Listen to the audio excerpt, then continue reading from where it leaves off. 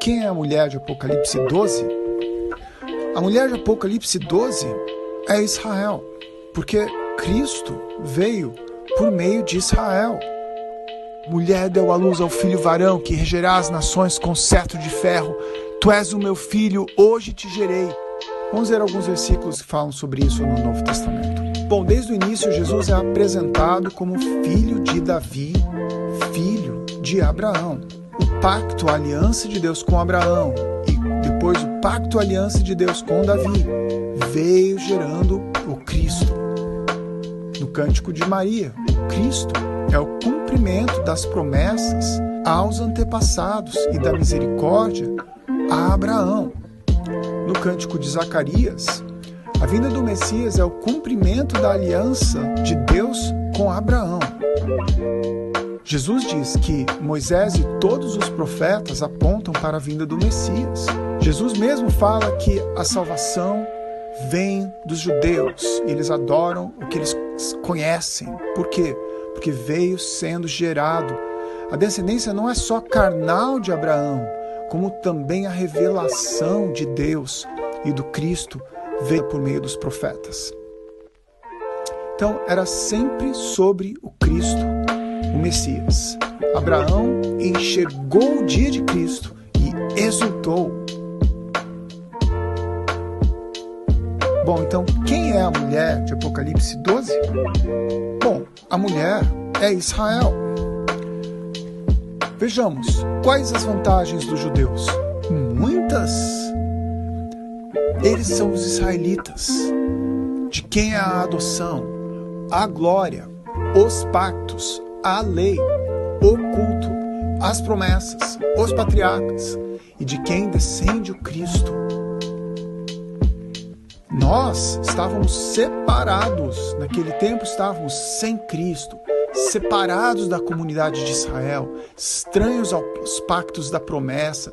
Veja que Deus veio gerando o Cristo, tanto na semente quanto na revelação, desde Abraão até que o Senhor veio em carne, 2000 anos, e as nações estavam alheias, os gentios estavam alheios, não sabiam nada disso, que o Cristo estava vindo, que estava sendo gerado o Cristo, estávamos separados dos planos de Deus. Mas agora, pelo sangue de Jesus, chegamos perto, estávamos longe, mas agora fomos inseridos. Agora de ambos os povos fez um povo. Fomos enxertados na oliveira boa de Israel. Então, na continuidade, a mulher hoje é a igreja feita de judeus e gentios. Porque veja, a mulher que gerou o Cristo, nós somos enxertados nela e agora nós somos um só corpo, batizados em um único Espírito. Quer judeus, quer gregos, a todos nós foi dado de beber de um único Espírito. Então veja bem, não tem como tirar o judeu da igreja. Jesus ergueu o cálice para 12 judeus, o cálice da nova aliança. E o Espírito Santo desceu sobre 120 judeus em Jerusalém. A igreja nasceu em Jerusalém. Foi a continuidade daquilo que Deus havia feito no Antigo Testamento, trazendo agora para o Novo.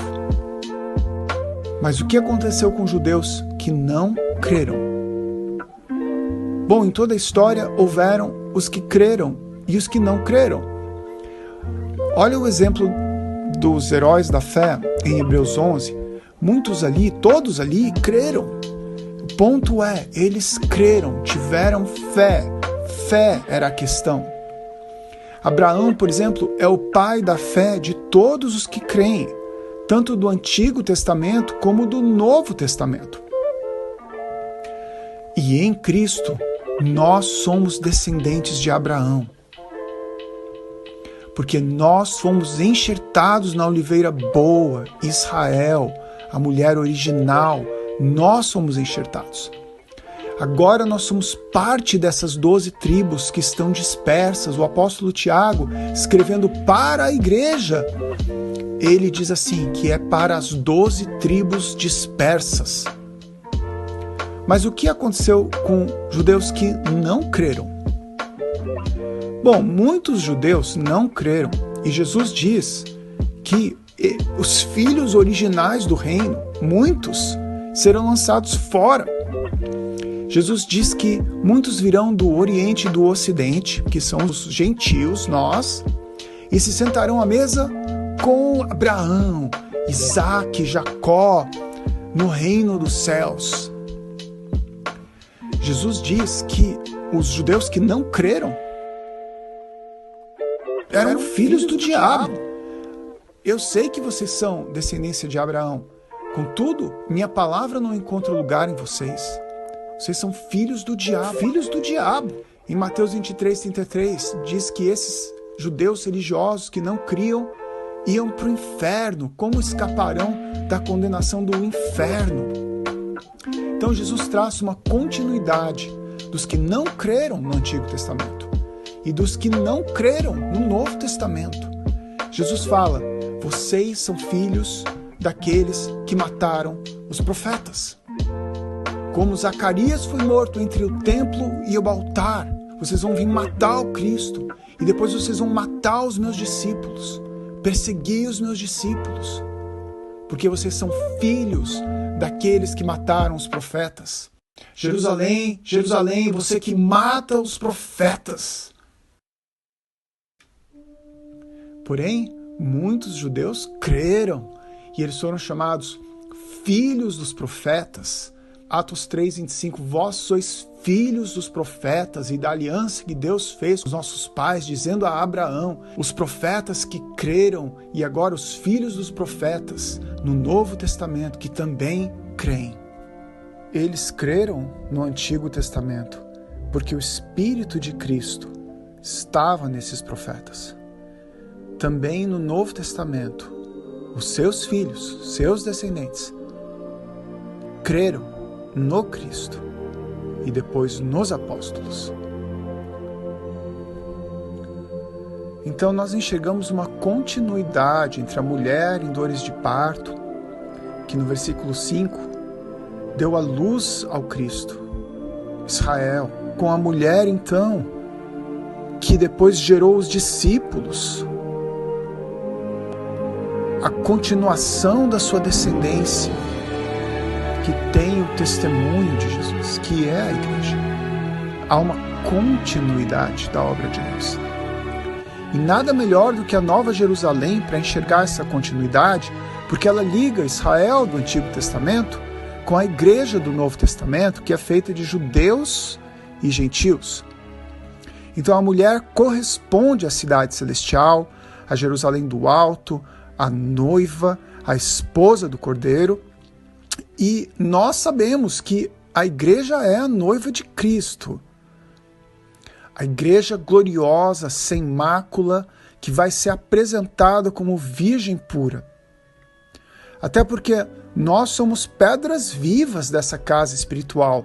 Todo aquele que nasceu do Espírito Santo, dentro de você tem uma fonte que jorra para a vida eterna, que são as águas vivas do Espírito Santo. No Novo Testamento, a palavra diz que somos peregrinos e estrangeiros, porque a nossa pátria é celestial.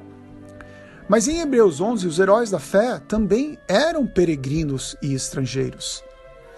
E também esperavam uma pátria celestial.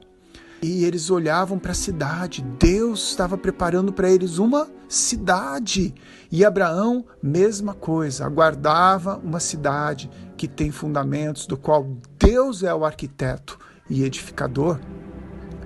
Então, essa mulher corresponde a essa cidade que tem 12 portas, que são os 12 patriarcas do Antigo Testamento, e 12 fundamentos, que são 12 apóstolos do Novo Testamento. Bom, importante, quem é essa mulher que será perseguida? O dragão irou-se contra a mulher e foi fazer guerra ao resto da sua semente, os que guardam os mandamentos de Deus e tem o testemunho de Cristo. Jesus diz que os seus seguidores serão odiados e serão atribulados. Então, esse é um sinal do tempo do fim, Mateus 24:9. Então, há uma continuidade aqui, porque essa mulher, no Antigo Testamento, representada pelos profetas, foi perseguida. E agora, no Novo Testamento, ela é perseguida de novo.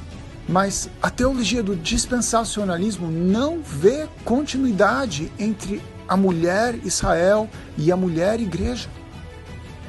Na verdade, essa teologia separa completamente Israel da igreja. Nessa perspectiva, o objetivo de Deus no Antigo Testamento não era a vinda do Cristo, mas era estabelecer a nação de Israel. Então, isso se chama sionismo. O foco não está na mulher por meio de quem veio o Cristo, o Messias, mas no Estado-nação de Israel, com o fim de conquistar os seus inimigos. Então isso deixa de lado preceitos básicos como misericórdia e amor ao próximo. Implica também no nacionalismo cristão, cujo foco é uma transformação social e não na transformação do homem interior na imagem de Cristo pela palavra de Deus e Espírito Santo. E deixando de lado o amor que procede de um coração puro e boa consciência, voltam-se para uma fé fingida, cheia de hipocrisia.